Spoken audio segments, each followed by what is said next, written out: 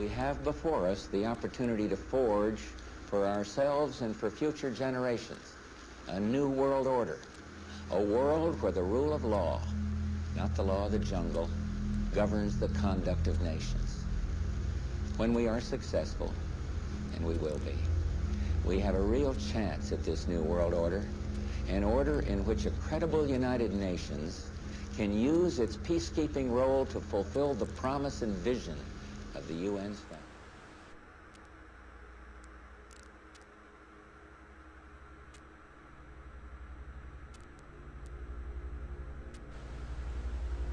It's no secret that a massive shift in global economic power is underway from west to east. The question is whether the old developed economies are ready for the consequences of that change.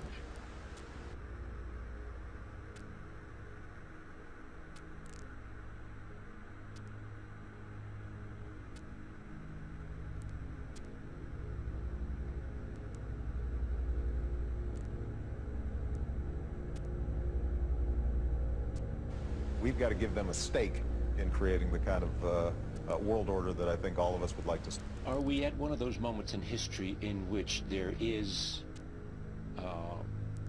the necessity for a new world order? A, because of what's taken place in the Middle East, the rise of different kinds of groups, and B, what's happened in Asia, meaning that there has been a shift from the west to the east.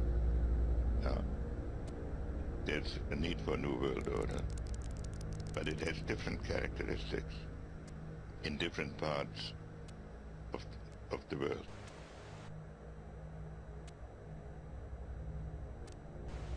Are you optimistic a global system can happen, from what we've heard so far? It could happen, and in fact it's in the works.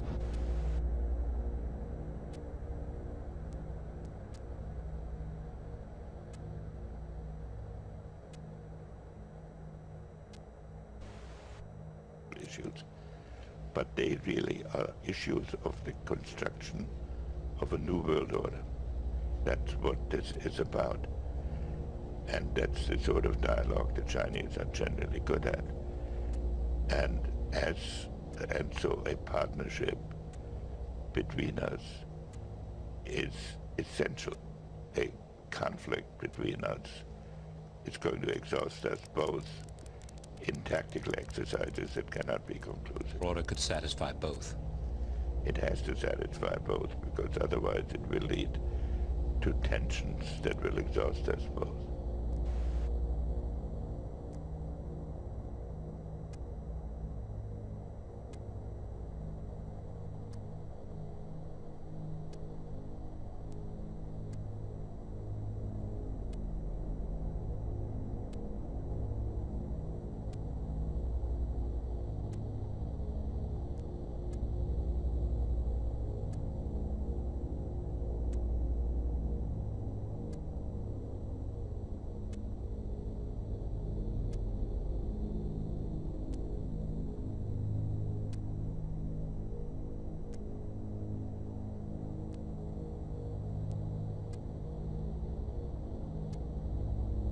Much of the turmoil we see on the planet today is a response to a power shift of rising economic prosperity from the west to the east. 3/4 of the world's energy resources are in Eurasia, and whoever ultimately controls these resources will lead the world into a new era of consolidation, a new world order. Regime change in the name of democracy and the war on terror has placed the United States and its allies in key strategic Eurasian regions. Welcome to the birth pangs of a new world order. Leaders and dignitaries of the European Union, representatives of our NATO alliance, distinguished guests. We meet here at a moment of testing for Europe and the United States, and for the international order that we have worked for generations to build.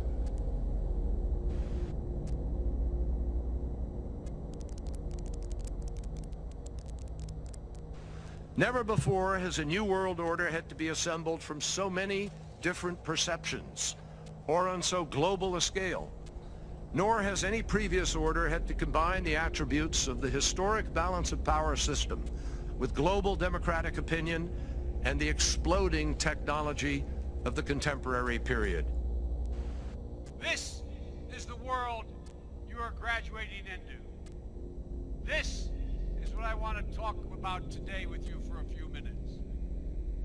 I believe we, and particularly you, your class, has an incredible window of opportunity to lead in shaping a new world order for the 21st century in a way consistent with American interest and the common interest. These troubled times, our fifth objective, a new world order can emerge, a new era, freer from the threat of terror, stronger in the pursuit of justice, and more secure in the quest for peace.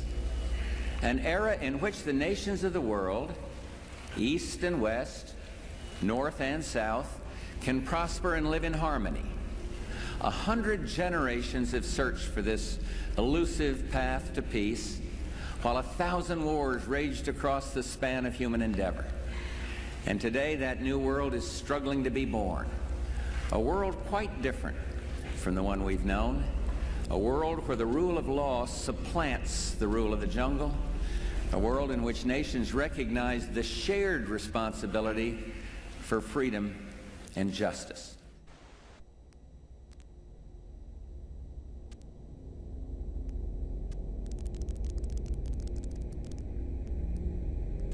A new world order is emerging, and with it the foundations of a new and progressive era of international cooperation. We have resolved that from today we will together manage the process of globalization to secure responsibility from all and fairness to all. Also exists an extraordinary opportunity to form for the first time in history a truly global society.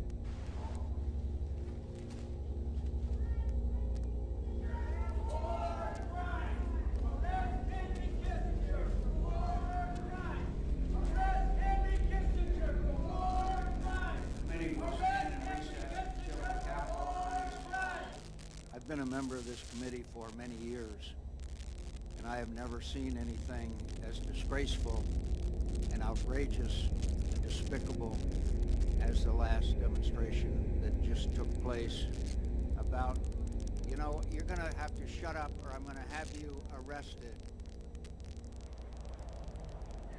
The ideology of the unification of mankind under one religious, economic and political umbrella has existed since the days of Babylon, when Nimrod built an epicenter of civilization reaching for the sky. United States politicians have demonstrated an almost fanatical zeal in a race against the clock to institute policies asserting US superiority. Nations such as China and Russia are forming re-evaluated alliances and are challenging US hegemony. There is also a religious aspect as well.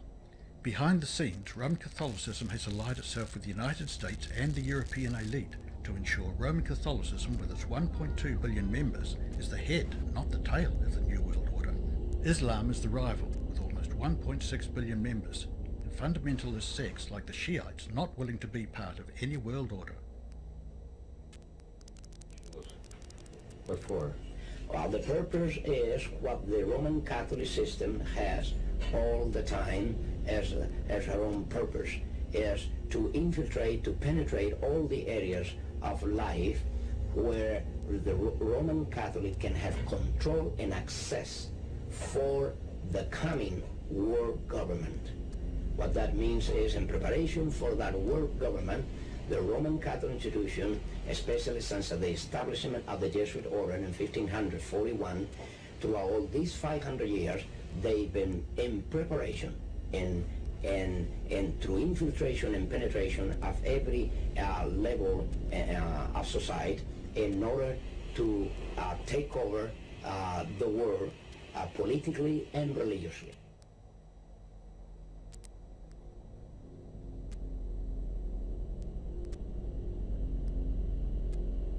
These US politicians are heavily influenced by the military-industrial complex, as well as organisations such as the Council on Foreign Relations and the Bilderberg Group. But the rabbit hole goes deeper than that. US presidents are well aware of the inherent danger of being assassinated by an unseen power if they choose to go against the grain of a well-hidden secret organisation, hell-bent on absolute control. Whom is this hidden power lurking in the shadows? On November the 22nd, at midday, Lee Harvey Oswald, according to 4 US government investigations, shot John F. Kennedy in Dallas, Texas. The assassination of JFK has been enshrouded in mystery ever since the bizarre chain of events that occurred before, during and after the execution of one of the most loved presidents in the history of the United States of America. Let's expose who was behind this action and investigate the motives of a power working covertly to undermine not only the US government but other nations as well. The very word secrecy is repugnant in a free and open society. And we are, as a people, inherently and historically opposed to secret societies, to secret oaths, and to secret proceedings. We decided long ago that the dangers of excessive and unwarranted concealment of pertinent facts far outweighed the dangers which are cited to justify it. Even today, there is little value in opposing the threat of a closed society by imitating its arbitrary restrictions. Even today, there is little value in ensuring the survival of our nation if our traditions do not survive with it. And there is very grave danger that an announced need for increased security will be seized upon by those anxious to expand its meaning to the very limits of official censorship and concealment. That I do not intend to permit to the extent that it's in my control. And no official of my administration, whether his rank is high or low, civilian or military, should interpret my words here tonight as an excuse to censor the news, to stifle dissent, to cover up our mistakes, or to withhold from the press and the public the facts they deserve to know. For we are opposed around the world by a monolithic and ruthless conspiracy that relies primarily on covert means for expanding its sphere of influence, on infiltration instead of invasion, on subversion instead of elections, on intimidation instead of free choice, on guerrillas by night instead of armies by day. It is a system which has conscripted vast human and material resources into the building of a tightly knit, highly efficient machine that combines military, diplomatic, intelligence, economic, scientific, and political operations. Its preparations are concealed, not published. Its mistakes are buried, not headlined. Its dissenters are silenced, not praised. No expenditure is questioned, no rumor is printed, no secret is revealed. There were multiple reasons why JFK was assassinated. The Vietnam War, the dismantling of the Federal Reserve, threatening to smash the CIA into 1,000 pieces, and JFK's speech on the separation of church and state, which displeased the hierarchy of the Roman Catholic Church. President Kennedy wanted to withdraw from Vietnam, and he, as president, began to de-escalate American involvement in Southeast Asia, but the superpower group was plotting his murder. Who was the superpower group that has avoided publicity after a myriad of deception all these years?